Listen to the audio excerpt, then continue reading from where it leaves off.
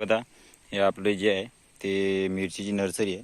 आपण याचा व्हिडिओ टाकला होता. ह्याच्यामध्ये तण झालं होतं, त्या तणासाठी आपण जे दवाई मारली होती तणनाशक, ते त्याचा सुद्धा व्हिडिओ टाकला होता. तर बघू शकता हे आपली नर्सरी आहे. तर आज जे आहे याचा ट्रान्सप्लांटिंग आहे. तर बघू शकता. तर हे बघा इथपासून जे आहे इथपर्यंत पूर्ण नर्सरी होती. इथपासून जे आहे पूर्ण आपण जे आहे ते रोप जे आहे ते काढून घेतलं आहे, म्हणजे अक्षरशः उपडून घेतलं आहे. तर आता ट्रान्सप्लांट करायचं आहे. हे एवढं वाचलं आहे, हे बघू शकता. एवढं जे वाचलं आहे सध्या पाहू आपली लागवड किती होते, किती नुपर जाते. लागलं तर इथचं नेऊ, नाहीतर वाचलं तर काही विषय नाही. आपल्याकडे 1 रुपया 2 रुपया काडीप्रमाणे जे आहे ते रोप जे आहे विकले जाते. तर हे जे आहे आपलं सकाटा कंपनीचं आहे. तर सुप्रीम हॉट बघू शकता रोपाची क्वालिटी कशी आहे. तर चांगल्या पद्धतीने रोप आला आहे.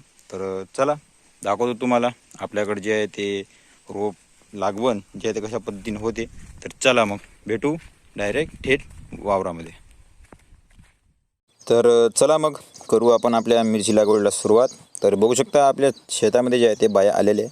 तुम्ही बघू शकता संपूर्ण जे आहे ते सरळ रेषेमध्ये बाया लावत आहेत.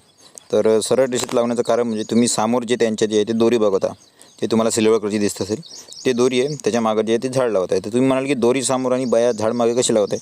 तर तिथे जे आहे ते आधी दोरी टाकलेली आहे आपण. तर ते दोरी टाकली आणि झाड कसे लावायचे, तर त्या दोरीला गाठी आहेत.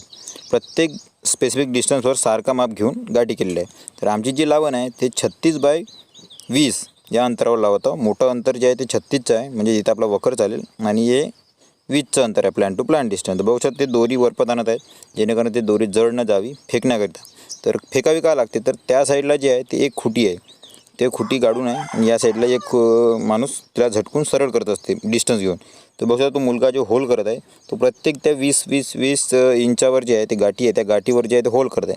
आणि त्या होलमध्येच स्पेसिफिक ज्या बाया आहेत ते प्लांट लावत असते, जेणेकरून आपली लावण बिचकणार नाही, पद्धतशीर होईल.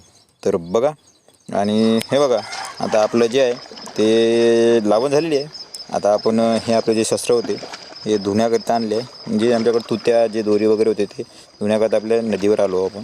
तर सांगा आमच्याकडची पद्धत कशी वाटली, नवीन वाटली की तुम्हाला जुनी होती पद्धत, आणि तुम्ही कोणत्या पद्धतीनं लावता, कोणती सोपी पद्धत वाटते ते आम्हाला सांगा. याची संपूर्ण व्हिडिओ